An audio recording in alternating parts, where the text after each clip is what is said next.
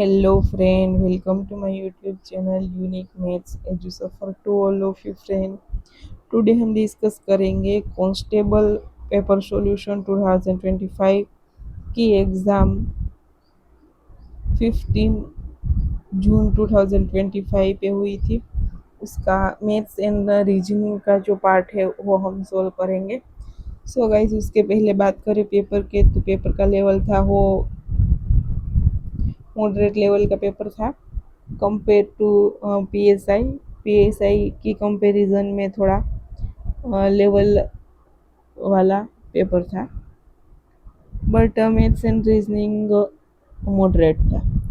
So guys, आपने अभी तक वीडियो को लाइक नहीं किया है, हरी अप वीडियो को लाइक कर दीजिए। एंड अगर you are new in this channel, so hurry up channel को सब्सक्राइब कर दीजिए। So we move on our topic.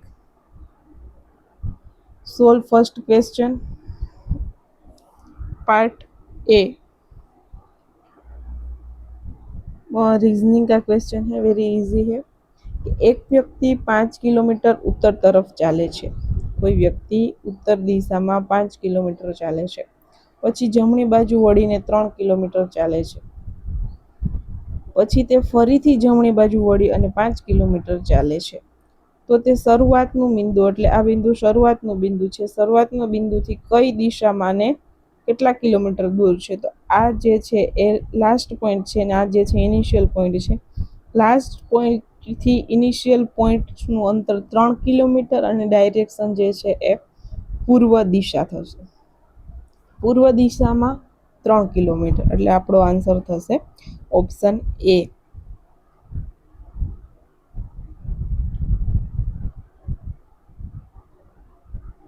Option A is correct. શરૂઆતના બિંદુથી કઈ દિશામાં અને કેટલું દૂર છે? તો શરૂઆતના બિંદુથી 3 કિલોમીટર અને પૂર્વ દિશાની અંદર છે। Than next number 2, question number 2। 4 મિત્રો છે એ બી સી ડી। હવે એક લાઈનની અંદર બેઠા છે। એ જે છે એ બી ની જમણી બાજુ અને એ છે, લાઈન નહીં કરીએ એ જ રીતે કરીએ, એ છે બી ની જમણી બાજુ, બી ની જમણી બાજુએ એ છે અને ડી ડાબી બાજુએ એ છે એ બી ની જમણી બાજુ અને 1 સેકન્ડ, એ જે છે એ બી ની જમણી બાજુ, બી ની જમણી બાજુ એ છે અને ડી ની ડાબી બાજુ એ છે। સી જમણેથી છેલ્લો છે, જમણી બાજુ છેલ્લે સી છે।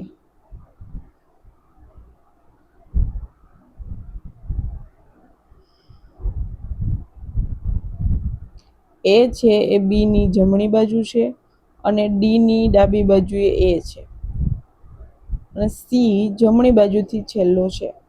તો ડાબી બાજુથી બીજા સ્થાને કોણ બેઠું છે? આ ડાબી બાજુથી બીજા સ્થાન ઉપર એ નામનો વ્યક્તિ બેઠો છે। એ નામનો વ્યક્તિ બેઠો છે એટલે ઓપ્શન ડી સાચો થશે। ઓપ્શન ડી, એ નામનો વ્યક્તિ બેઠો છે। એના પછી નેક્સ્ટ ક્વેશ્ચન સોલ્વ કરીએ તો ક્વેશ્ચન નંબર 3। એક સ્ત્રી તરફ આંગળી ચીંધીને એક પુરુષ કહે છે, સ્ત્રી તરફ આંગળી ચીંધી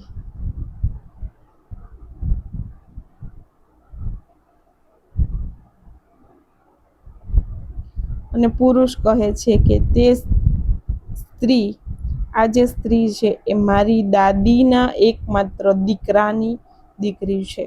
તમે તમારો વિશે વિચારો, તમારા દાદીના એક જ માત્ર દીકરાની દીકરી, દાદીનો દીકરો એક જ દીકરો છે એટલે આપણા, તમે જે વિચારો છો તમારા ઉપર લો છો તો તમારા પિતા, હું વિચારું તો મારા પિતાની દીકરી, અને જે પુરુષ કે છે તો પુરુષનો પિતાની દીકરી સાથે શું સંબંધ હોય? બહેનનો સંબંધ હોય, એટલે અહીંયા ઓપ્શન બી જે છે એ સાચો થશે। એકદમ ચકલી જેવો પ્રશ્ન કહી શકાય, લો લેવલનો પ્રશ્ન, એકવાર વાંચો ત્યાં સોલ્વ થઈ જાય।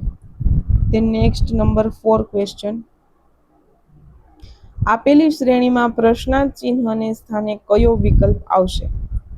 તો જોઈએ તો એફ, GHFGHI છોડી દેવાનું, JKL M છોડી દેવાનું, NOPQ છોડી દેવાનું, RSTU છોડી દેવાનું, VWX. બરાબર, આવી રીતે કંઈક આપેલું છે, એક લેટર છોડી અને પછી જે FGH JKL પછી ક્વેશ્ચન માર્કની જગ્યાએ NOP RST ને VWX આપેલું છે. એટલે આપણો ક્વેશ્ચન માર્કની અંદર જે બ્લેન્ક છે એની અંદર NOP આવશે, મીન્સ કયો ઓપ્શન થશે સહી? તો ઓપ્શન ડી કરેક્ટ હોગા, NOP. નેક્સ્ટ મૂવ કરે તો ક્વેશ્ચન નંબર 5, આપેલી શ્રેણીમાં કઈ સંખ્યા તર્કસંગત નથી? કઈ સંખ્યા જે છે એ તર્કસંગત નથી? 1, 5, 9, 15, 25, 27 ને 49. 1 માં 4 ઉમેરું તો 5, 5 માં 4 ઉમેરું તો 9,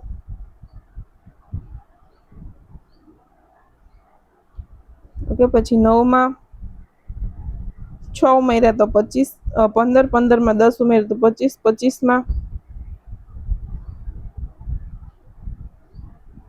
12 ઉમેર્યા છે તો 37, 37 માં 12 ઉમેરશું તો 49. ઓકે, તો અહીંયા 12 સેમ છે, 4 4 સેમ છે, તો આની અંદર કેટલા ઉમેરીએ તો આ જે 15 નંબરની સંખ્યા છે એ ખોટી છે. ઇટ મીન્સ જો 9 માં 8 ઉમેરો તો 17 થાય, 17 માં 8 ઉમેરશો તો 25 થશે. ઓકે, એટલે 4 4 નો ગેપ છે.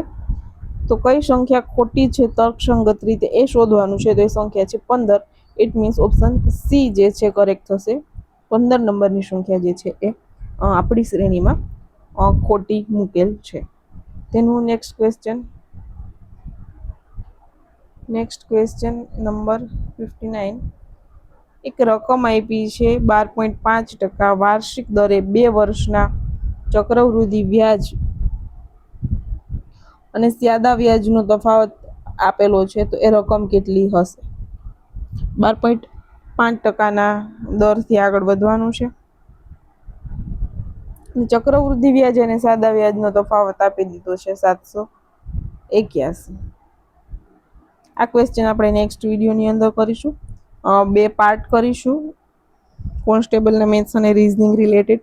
એની અંદર જે લેન્ધી ક્વેશ્ચન છે આપણે નેક્સ્ટ પાર્ટમાં જોઈશું. ત્યારબાદ નેક્સ્ટ ક્વેશ્ચન નંબર 60 જોઈએ તો ખાતરની એક થેલીનું વજન 60 કિલો છે અને તેમાં 25% નાઇટ્રોજન છે. થેલીનું ટોટલ વજન 60 કિલો છે અને 25% નાઇટ્રોજન છે. જો થેલીમાં કેટલા ગ્રામ શુદ્ધ નાઇટ્રોજન છે? 60 કિલોમાંથી 25% નાઇટ્રોજન છે, એટલે 25% જે છે એ શુદ્ધ નાઇટ્રોજન જ હશે. તો 60 ના 25% કેટલા થશે? 15 ચોક 60, 15. તો 15 કિલો જે છે એટલે અથવા તો 15 ગ્રામ શુદ્ધ નાઇટ્રોજન સમાયેલું હશે. 15 કિલો, 15 કિલો એટલે કેટલા ગ્રામ થાય? 15,000 ગ્રામ. અહીંયા ગ્રામની અંદર આપ્યો છે એટલે આપણે એકમ જોવો પણ હિતાવ છે. તો કેટલા ગ્રામ શુદ્ધ નાઇટ્રોજન હશે? 15,000 ગ્રામ શુદ્ધ નાઇટ્રોજન હશે, એટલે ઓપ્શન ડી સાચો થશે. ત્યારબાદ 61 નંબરનો ક્વેશ્ચન છે કે 6 અંકની સંખ્યાનો ગુણાકાર 3 અંક જોડે કરો તો કયો જવાબ આવે? આની અંદર એક ટ્રીક છે કે એકી સંખ્યાનો ગુણાકાર કરી અને કંઈક કરવાનું છે, પણ અહીંયા ઓપ્શન એ કરેક્ટ થશે. આ લેન્ધી ક્વેશ્ચન છે, એની મેથડ પણ આપણે નેક્સ્ટ વિડીયોની અંદર જોઈશું કે કઈ ઇઝી મેથડથી ક્વેશ્ચન સોલ્વ થઈ શકે. ત્યારબાદ ક્વેશ્ચન નંબર 62, એ અને બી ની સરેરાશ માસિક આવક ₹6,500 છે.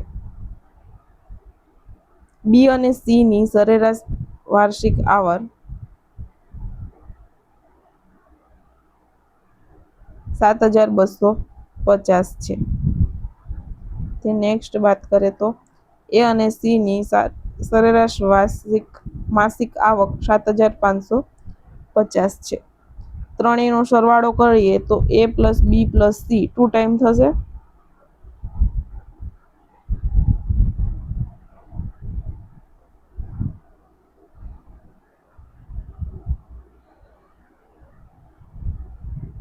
22,500 ડિવાઈડ બાય 2 કરશું, કારણ કે 2 time a plus B plus C થશે, એટલે અહીંયા ડિવાઈડ બાય 2 કરીશું તો શું થશે?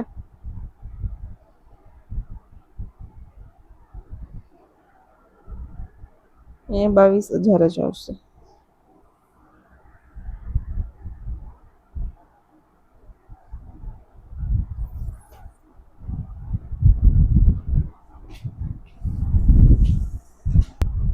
એટલે અહીંયા 22,500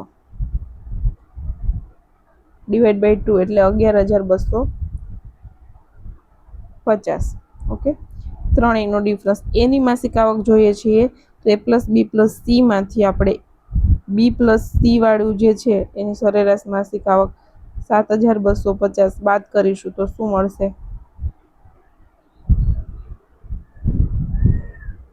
4,000 રૂપિયા. તો એની માસિક આવક કેટલી છે? 8,000 રૂપિયા થશે.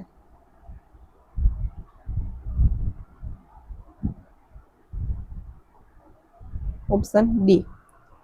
ત્યારબાદ પ્રશ્ન નંબર 63. 3 યુવતીઓની સરેરાશ ઉંમર 42 વર્ષ છે. એટલે X plus Y plus Z 42 into 3 સરેરાશ છે એટલે 126 થશે તેમની ઉંમરનો સરવાળો. અને તેમની ઉંમર જે છે 4:6:8 પ્રમાણમાં છે. રેશિયો છે 4x 6x plus 6y plus Z 8z.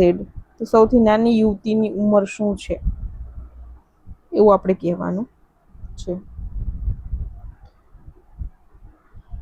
4:6:8 ના રેશિયામાં છે એટલે કેટલું થશે? 18x. Suppose 18x is equal to 1 to 6. So x is equal to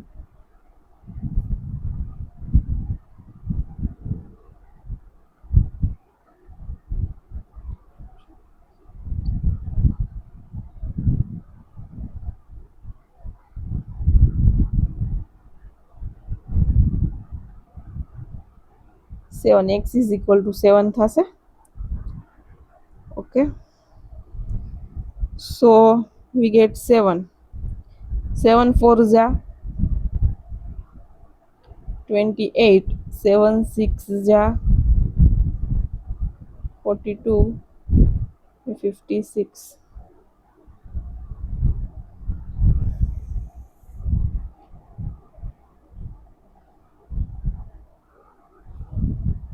સો ત્રણેય યુવતીનો જે ઉંમર છે એ 28, 42 અને 56 મળે છે. આપણે એવું મેળવવાનું છે કે સૌથી નાની યુવતીની ઉંમર, તેમાં નાની યુવતીની ઉંમર આપણને 28 મળે છે. એટલે ઓપ્શન બી જે છે એ સાચો થશે. ઘણા વિદ્યાર્થી જે છે એ ક્વેશ્ચન ના કરે પણ ઓપ્શનની અંદર જે નાની સંખ્યા આપી છે એ ટીક કરીને આવે તો પણ તુક્કો સાચો પડી જાય, પણ એ હર વખત સાચો ના પડે. અહીંયા એવું બને છે ઇન કેસ. નેક્સ્ટ ક્વેશ્ચન છે કે ડી અને સી એક વ્યવસાયમાં 3:2 ના ગુણોત્તરમાં રોકાણ કરે છે. જો કુલ નફાના 5% દાનમાં જાય છે, એટલે 5% દાનમાં દઈ દે છે, કુલ રોકાણના 95%ની આપણે વાત કરવાની છે. અને ડી નો હિસ્સો આપી દીધો છે 969. તો કુલ નફો કેટલો છે? હવે 95% જે છે ને એ 95%માંથી ડી અને સી વ્યવસાય કરે છે અને એના 5 ભાગ કરે છે. એટલે એક ભાગની કિંમત આપણને 19 મળે. ઓકે, તો જે સી નો હિસ્સો છે એ 38 હશે, જ્યારે ડી નો હિસ્સો છે એ કેટલો હશે? 57. અને 57ની કિંમત આપણને આપી છે તો કુલ નફો જોઈએ છે. 57 બરાબર 969 છે. તો 100%ની વેલ્યુ કેટલી થાય એ આપણે જવાબમાં આપવાની છે. તો 100 ગુણ્યા 969 ભાગ્યા 57.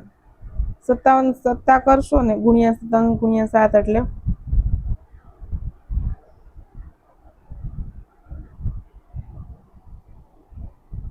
1757. 1757 એટલે 969 થશે. ઓકે, તો આપણે ઓપ્શન ઉપરથી પણ તમે ગુણાકાર કરી શકો.